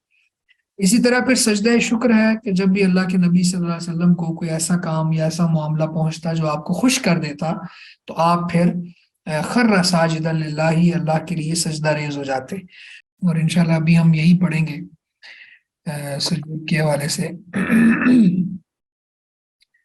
اس میں سجدہ سہو ہو گیا، سجدہ تلاوت ہو گیا، سجدہ شکر ہو گیا، اور اسی طرح سے کوئی سجدہ آیات، یعنی آیات سے مراد کیا ہے، کوئی آفت وغیرہ آئے نا تب بھی سجدہ کیا جا سکتا ہے، کیونکہ بڑی تسلی ملتی ہے انسان کو اللہ کے سامنے سجدہ ریز ہونے سے، اور اللہ کے بہت زیادہ وہ قریب ہوتا ہے۔ ویسے تو رسول اللہ صلی اللہ علیہ وسلم کے حوالے سے آپ کو جب خبر دی گئی ایک بیوی آپ کی فوت ہوئی ہے، تو آپ سجدے میں گر گئے، تو ان سے پھر اس موقع پر سجدے کے حوالے سے پوچھا گیا، تو نبی مکرم صلی اللہ علیہ وسلم نے، یہ سنن ابو داود میں ہے روایت، تو آپ نے فرمایا کہ جب تم کوئی آفت دیکھو تو بھی سجدے میں گر جاؤ، زوجہ نبی سے بڑھ کے وفات کیا ہے، یعنی وہ ابن عباس رضی اللہ تعالیٰ عنہ سجدے انہوں نے سجدہ کیا تھا، وہ سجدہ ریز ہوئے تھے نبی صلی اللہ علیہ وسلم کی زوجہ کی وفات کے بعد، تو بہرحال یہ سنن ابو داود میں ہے۔ تو سجدہ شکر کے حوالے سے جیسے میں نے پہلے کہا کہ کوئی نعمت ملے یا کوئی خوشی ملے، تو اللہ کے نبی صلی اللہ علیہ وسلم جو ہے وہ سجدہ ریز ہو جاتے تھے، انہو کان اذا جاء امر سرور او بشر به خر ساجدا شاکرا للہ، تو جب ان کو کوئی نعمت ملتی یا کوئی خوشخبری ملتی تو آپ اللہ کا شکر ادا کرتے ہوئے سجدے میں چلے جاتے۔ مصیبت پر بھی سجدہ کیا جائے گا، شکر پر ادا کرنے کے لیے نعمت پر بھی سجدہ کیا جائے گا، اور اسی طرح سے سجدہ تلاوت ہے، جس طرح میں نے کہا کہ جب بھی قرآن مجید کی کوئی ایسی آیت جہاں پہ سجدہ ہے اس کو آیت سجدہ کہتے ہیں، تو وہاں پہ پھر سجدہ کیا جائے گا، اور اس کے لیے دعا یہ ہے ایک تو دعا وہ بڑی معروف ہے، سجد وجہ للذی خلقہ وشق سمعہ وبصرہ بحولہ وقوتہ، تو یہ عام سجدوں کی دعا ہے، اور یہ اس میں ضعف ہے، یعنی یہ کمزور ہے۔ لیکن سجدہ تلاوت کی جو صحیح دعا ہے، جامع ترمذی اور ابن ماجہ میں ہے، اللہم اکتب لی بہا عندک اجرا، کہ اللہ اس سجدے کی وجہ سے میرے لیے اپنے پاس اجر لکھ دے، وضع عنی بہا وزرا، اور اس سجدے کی وجہ سے مجھ سے گناہوں کا بوجھ اتار دے، وجعلها لی عندک ذخرا، اور اسے میرے لیے اپنے ہاں ذخیرہ بنا دے، وتقبلها منی کما تقبلت من عبدک داود، اور اسے اس طرح مجھ سے قبول فرما لے جس طرح تو نے اپنے بندے داود سے قبول فرمایا۔ تو یہ سجدہ تلاوت کی دعا ہے۔ اسی طرح سجدہ صاحب کے حوالے سے پھر وہ بھی انشاءاللہ ہم پڑھ لیتے ہیں، اس میں جب نماز میں کوئی کمی بیشی ہو تو وہ پڑھی جائے گی۔ اور سجود کے حوالے سے جو عمومی ایک بات میں نے اشارتاً بتائی، اس کو ویسے تو خاص طور پہ سجدہ تلاوت کے لیے بھی کہا جا سکتا ہے، کیونکہ اس روایت کے الفاظ میں یہ ہے کہ اذا قرأ ابن آدم السجدۃ، کہ جب آدم کا بیٹا سجدے والی آیت پڑھتا ہے، فسجدہ، پس سجدہ کرتا ہے، اعتزل الشیطان یبکی، شیطان الگ ہو کے رونا شروع ہو جاتا ہے، اور وہ کہتا ہے یا ویلی امر ابن آدم بالسجود فسجد فلہ الجنہ، کہ میرے لیے کتنی بربادی ہے کہ آدم کی اولاد کو سجدے کا حکم دیا گیا تو اس نے سجدہ کیا اور اس کے لیے جنت ہے، وَأُمِرْتُ بِالسُّجُودِ فَأَبَيْتُ فَلِيَ النَّارُ، مجھے سجدے کا حکم دیا گیا، میں نے انکار کر دیا، میرے لیے آگ ہے۔ تو گویا کہ سجدہ تلاوت خاص طور پہ، اور ویسے بھی باقی جو سجدے ہیں شیطان کے لیے وہ اچھے نہیں ہیں، وہ الگ ہو کے پھر روتا ہے، اور اس کو بڑی تکلیف محسوس ہوتی ہے کہ بندہ مومن آدم کا بیٹا سجدہ کیوں کر رہا ہے۔ تو بہرحال یہ سجدوں کے حوالے سے خلاصہ تھا۔ اب آگے ہم دیکھ لیتے ہیں، ہمارے پاس سب سے پہلی جو حدیث ہے اس باب میں وہ عبداللہ بن بحینہ رضی اللہ تعالیٰ عنہ سے ہے، ان النبی صلی اللہ علیہ وسلم صلی بہم الظہر، کہ نبی مکرم صلی اللہ علیہ وسلم نے ان کو ظہر کی نماز پڑھائی، فقام فی الرکعتین الاولیین، بس اب پہلی دو رکعتوں میں کھڑے ہو گئے، ولم یجلس، اور نہیں بیٹھے،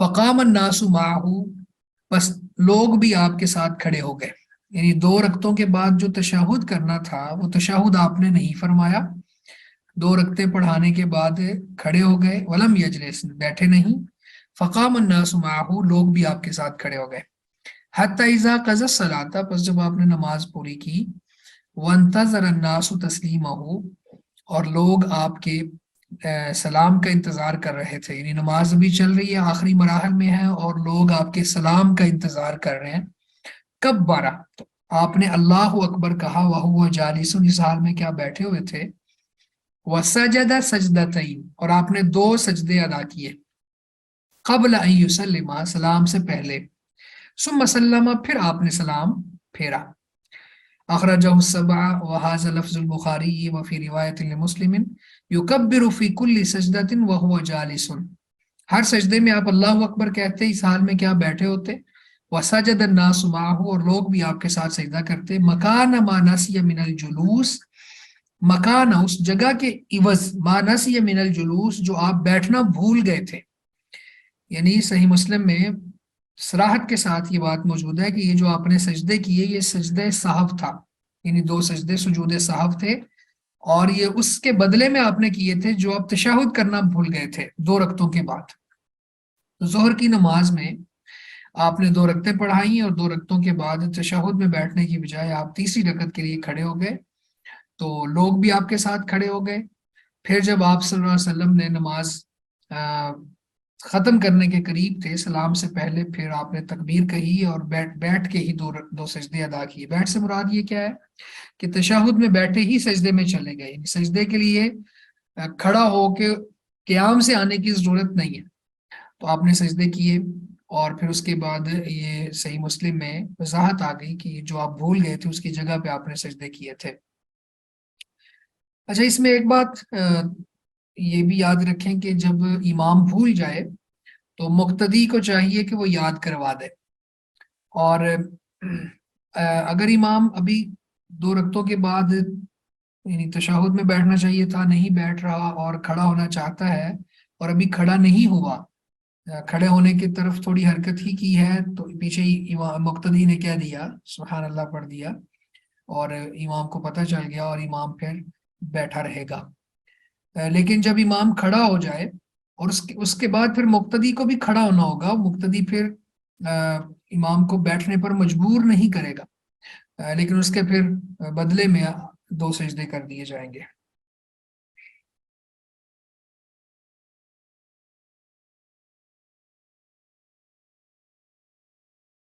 اس حدیث سے اور بھی بہت سی باتیں ثابت ہوتی ہیں، ان میں ایک بات یہ بھی ہے کہ اللہ کے نبی صلی اللہ علیہ وسلم بھی انسان تھے، آپ آپ کو بھی نسیان ہو جاتا تھا، یعنی آپ بھی بھول جاتے تھے۔ اگلی جو حدیث ہے اس میں یہ سجدہ سہو کے حوالے سے ہی ہے اور سلام پھیرنے کے بعد کا تذکرہ ہے۔ ابو ہریرہ رضی اللہ تعالیٰ عنہ بیان کرتے ہیں، قالا کہتے ہیں، صلی النبی صلی اللہ علیہ وسلم احدى صلاتي العشی رکعتین، کہ ایک مرتبہ نبی صلی اللہ علیہ وسلم نے دن ڈھلنے کی دو نمازوں یعنی ظہر اور عصر میں سے کسی ایک نماز کی دو رکعت پڑھی۔ ٹھیک ہے، العشی کو سمجھ جائیں، یعنی دن جب ڈھل رہا ہوتا ہے تو اس وقت کی نمازوں کو ظہر اور عصر مراد ہے، اور ظہر اور عصر میں سے کوئی ایک نماز مراد ہے، ان میں دو رکعتیں آپ نے پڑھی۔ ثم سلم، پھر آپ نے سلام پھیر دیا، یعنی دو رکعت پڑھ کے سلام پھیر دیا۔ ثم قام الى خشبۃ فی مقدم المسجد، پھر آپ سجدے کے آگے جو ایک لکڑی تھی اس کی طرف کھڑے ہو گئے اور اس کے اوپر فوازہ یدہ علیہا، ہاتھ رکھ دیا، یعنی اس سجدے کے آگے ایک لکڑی تھی اور لکڑی کے سامنے کھڑے ہو کے اس کے اوپر ہاتھ رکھ دیا۔ وفی القوم ابو بکر و عمر، لوگوں میں ابو بکر بھی تھے، عمر بھی تھے رضی اللہ عنہما۔ فہابا ان یکلماہ، پس وہ دونوں اس بات سے ڈر رہے تھے کہ آپ سے بات کریں، یعنی ہیبت کھا رہے تھے کہ آپ سے کلام کریں۔ بات یہ ہے کہ 4 رکعتوں والی نماز آپ نے 2 رکعتوں میں پڑھا دی ہے، تو اب لوگوں میں ابو بکر اور عمر بھی موجود ہیں رضی اللہ عنہما، لیکن وہ دونوں ڈر رہے ہیں، فہابا، دونوں کے کو ہیبت ہے اس بات کی کہ آپ سے کلام کریں۔ وخرج سرعان الناس، اور جلد باز لوگ مسجد سے نکل گئے، سرعان الناس لوگوں میں سے جو جلد باز ہیں وہ چلے گئے۔ فقالو، بس لوگوں نے کہا، اقصرت الصلاۃ، کہ نماز کم ہو گئی ہے، یعنی نماز 4 رکعتیں تھی لیکن 2 رکعتیں آپ نے پڑھائی ہیں، تو ممکن ہے اس وقت وہی بھی نازل ہوتی تھی تو نماز کم ہو کے 2 رکعتیں ہو گئی ہو۔ وَرَجُلٌ يَدْعُوهُ النَّبِيُّ صلی اللہ علیہ وسلم ذُو الْيَدَيْنِ، اور ایک بندہ، ایک آدمی جس کو نبی صلی اللہ علیہ وسلم ذو الیدین کہہ کے بلاتے تھے، یعنی اس کا لقب ذو الیدین تھا۔ ذو الیدین کا معنی ہوتا ہے 2 ہاتھوں والا، یعنی ذو والا اور الیدین 2 ہاتھوں والا، تو اس صحابی کا یہ لقب تھا۔ فقال، پس اس نے کہا، یعنی اس نے ہمت کی، پھر اس نے کہا، یا رسول اللہ، یہ اللہ کے رسول، انسیت ام قصرت، یہ قاصرت، کیا آپ بھول گئے ہیں یہ نماز آپ نے کم کر دی ہے یا کم ہو گئی ہے، یعنی آپ بھولے ہیں یہ نماز کم کر دی گئی ہے۔ فقال، پس آپ نے فرمایا، لم انسا ولم تقصر، نہ ہی میں بھولا ہوں اور نہ ہی نماز کم ہوئی ہے، یعنی آپ صلی اللہ علیہ وسلم کو ابھی بھی یاد نہیں آ رہا کہ آپ نے 2 رکعتیں نماز پڑھا دی ہیں۔ فقال، پس اس نے کہا، بلا قد نسیتا، کیوں نہیں، یقیناً آپ بھول گئے ہیں۔ پھر اللہ کے نبی صلی اللہ علیہ وسلم کو یاد آیا، فصلی رکعتین، پس آپ نے 2 رکعتیں پڑھائیں، ثم سلم، پھر سلام پھیرا، ثم کبر، پھر اللہ اکبر کہا، فسجد مثل سجودہ، اور پھر اپنے سجدوں کی مثل سجدے کیے، او اطول، یا اس سے لمبا، یعنی جس طرح آپ نماز میں سجدے کرتے تھے اسی طرح آپ نے سجدے کیے یا اس سے تھوڑے طویل سجدے کیے۔ ثم رفع رأسہ فکبر، پھر آپ نے سجدہ کی، یعنی ایک سجدے کی بات ہے، ثم رفع راسه فکبرا، پھر آپ نے اپنا سر اٹھایا اور اللہ اکبر کہا. ثم وضع راسه فکبرا، پھر آپ نے اپنا سر رکھا اور اللہ اکبر کہا. فسجد مثل سجوده، پھر آپ نے اپنے سجدوں کے جیسا ایک سجدہ کیا. او اطول، یا اس سے لمبا.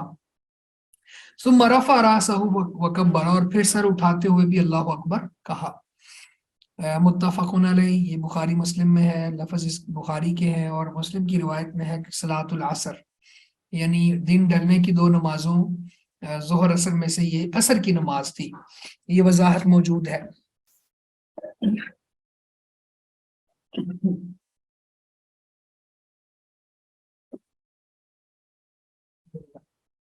یہ وضاحت موجود ہے صحیح مسلم میں کہ وہ ظہر اثر میں سے عصر کی نماز تھی. ولی ابی داود، اور ابو داود میں ہے، فقال، آپ صلی اللہ علیہ وسلم نے جب ذوالیدین نے یہ کہا نا کہ آپ بھول گئے ہیں یا نماز کم ہو گئی ہے، تو آپ نے صحابہ سے پوچھا اسادہ کا ذوالیدین، کیا ذوالیدین سچ بولتا ہے؟ فَأَوْمَعُوا، تو پس لوگوں نے اشارہ کیا، ای نعم، یعنی ہاں. وَهِيَ فِي الصَّحِيحَيْنِ لیکن بلفظ فقالو، تو یہ صحیح ہے، بخاری مسلم میں بھی ہے، لیکن وہاں پہ اومعو کی بجائے قالو ہے. یہاں ہے نا کہ ابو داود میں کہ صحابہ نے اشارہ کر کے تصدیق کی کہ جی اللہ کے نبی یہ سچ کہہ رہے ہیں. تو لیکن صحیحین میں قالو کے لفظ ہیں کہ انہوں نے کہہ کے، یعنی بول کے کہا نعم، جی ہاں. وفی روایت لہو، اور ایک روایت میں ہے وَلَمْ يَسْجُدْ حَتَّى يَقَّنَهُ اللَّهُ تَعَالَى ذَلِكَ، اللہ کے نبی صلی اللہ علیہ وسلم نے سجدہ سہو نہ کیا یہاں تک کہ اللہ تعالیٰ نے آپ کو اس بات کا یقین دلا دیا. یعنی یقین کس بات کا؟ کہ آپ سے غلطی ہوئی ہے، آپ بھول گئے ہیں. اس بات کا جب آپ کو نسیان ہوا ہے، غلطی نہیں، نسیان، یعنی آپ بھول گئے، کہ جب آپ کو اس بات کا یقین ہو گیا تو اس وقت پھر نبی صلی اللہ علیہ وسلم نے سجدہ سہو کی ہے. اور یہاں پہ سلام پھیرنے کے بعد سجدہ سہو کرنے کے حوالے سے شریعت کی رہنمائی دی ہے. تو بہرحال اس حدیث میں بھی جیسے پچھلی حدیث میں بہت سی باتیں ثابت ہوتی تھیں، یہاں بھی ثابت ہو رہی ہیں. ان میں سے ایک بات یہ ہے کہ اللہ کے نبی صلی اللہ علیہ وسلم انسان تھے تو آپ بھول سکتے ہیں. دوسری بات جو ثابت ہو رہی ہے وہ یہ کہ مقتدی میں سے کوئی بتا سکتا ہے کہ امام کو کہ آپ سے یہ نسیان سرزد ہوا ہے، اور اس کے بعد پھر اگر وہ رکعات وغیرہ رہتی ہیں تو وہ پوری کر کے اس کے بعد سجدہ سہو کر دیے جائیں گے.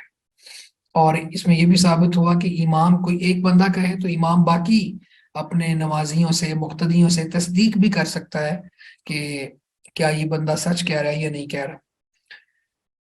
ابھی آگے جو ہمارے پاس حدیث ہے سجدہ سہو کے لیے تشہد کی بات ہے. یہاں پہ عمران بن حسین رضی اللہ عنہ بیان کرتے ہیں نبی صلی اللہ علیہ وسلم صلی بہم، بے شک نبی صلی اللہ علیہ وسلم نے انہیں نماز پڑھائی. فصحا، پس آپ سے کوئی سہو ہو گیا، یعنی آپ سے کچھ غلطی ہو گئی، کوئی چیز رہ گئی.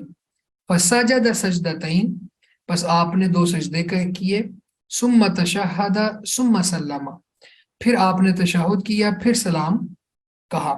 یعنی آپ نے پہلے سجدے کیے، پھر تشہد کیا اور پھر سلام کہا. رواہ ابو داود و ترمذی و حسن والحاکم و صحاح، یہ ابو داود اور ترمذی نے اس کو بیان کیا ہے، جامع امام ترمذی نے اس کو حسن کہا ہے، اور حاکم نے بھی اس کو بیان کیا ہے، اور انہوں نے ان کو اس روایت کو صحیح کہا ہے.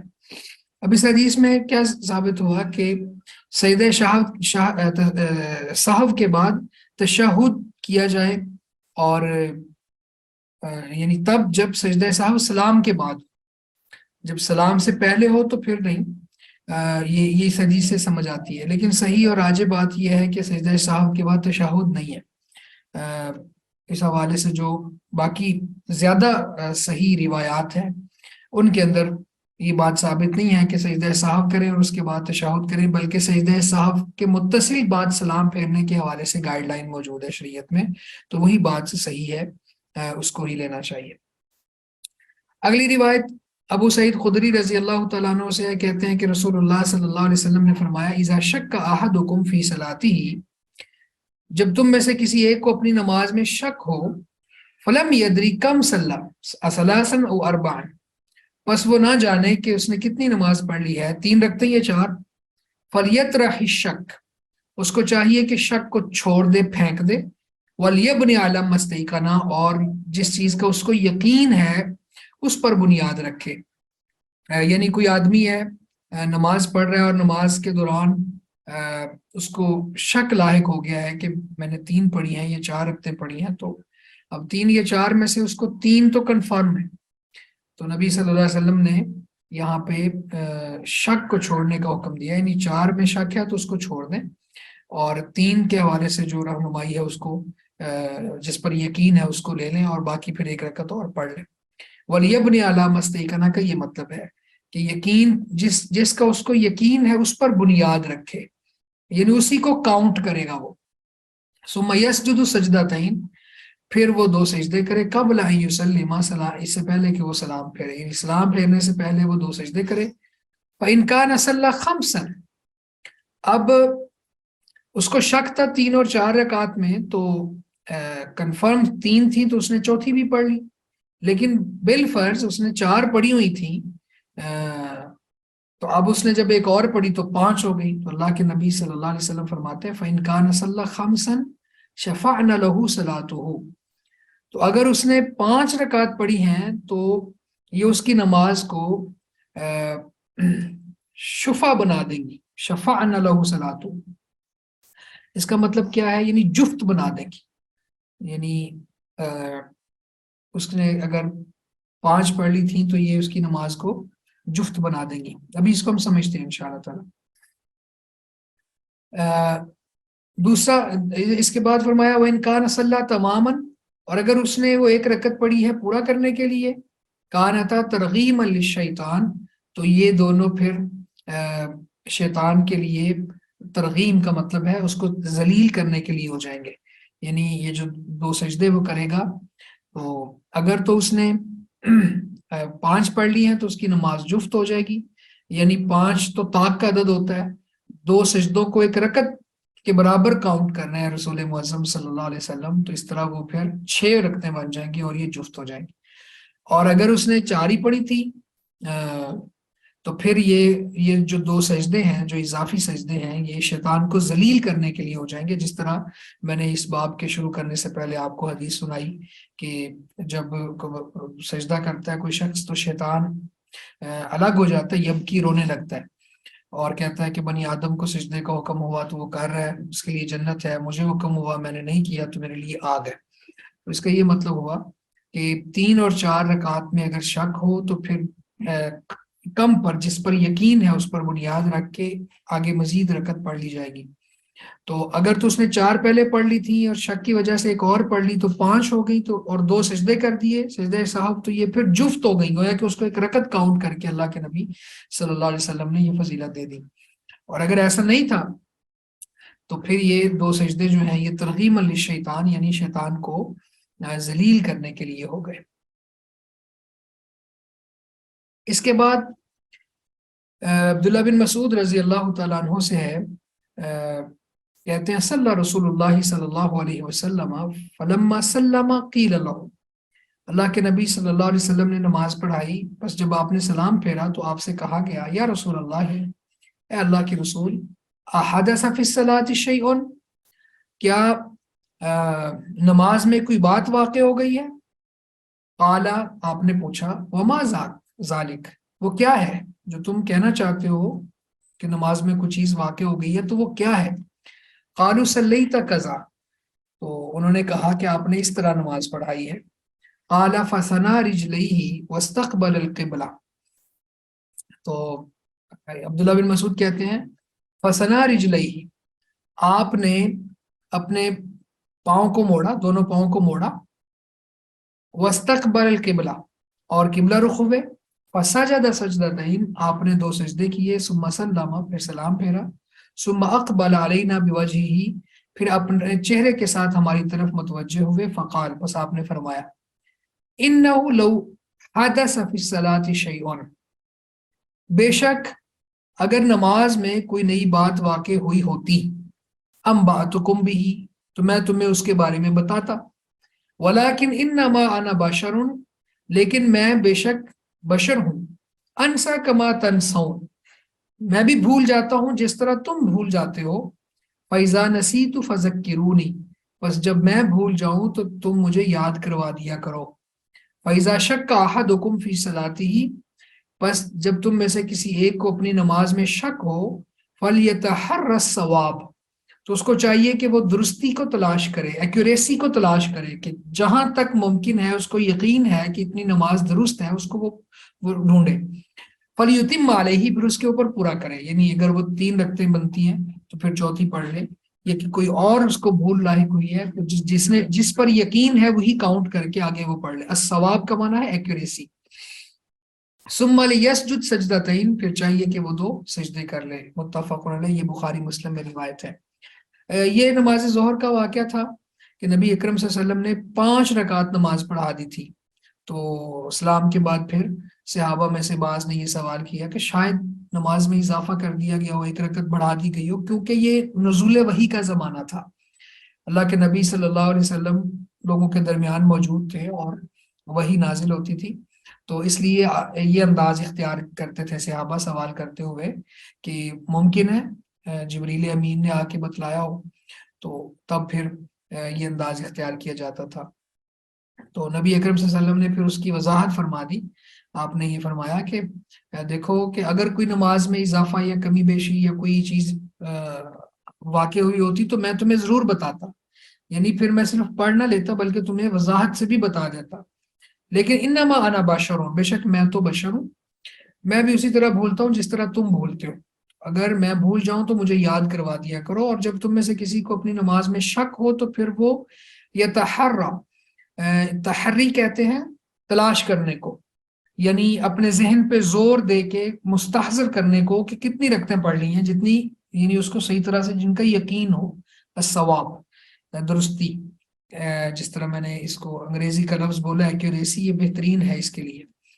فَلْيُتِمَّ عَلَيْهِ، وہ آتا نا مجتہد جو ہے اگر وہ ایکوریسی کو پہنچ جائے تو اس کے لیے دوہرا اجر ہوتا ہے، اور اگر نہ پہنچے تو پھر اس کے لیے 1 اجر پھر بھی واجب ہو جاتا ہے.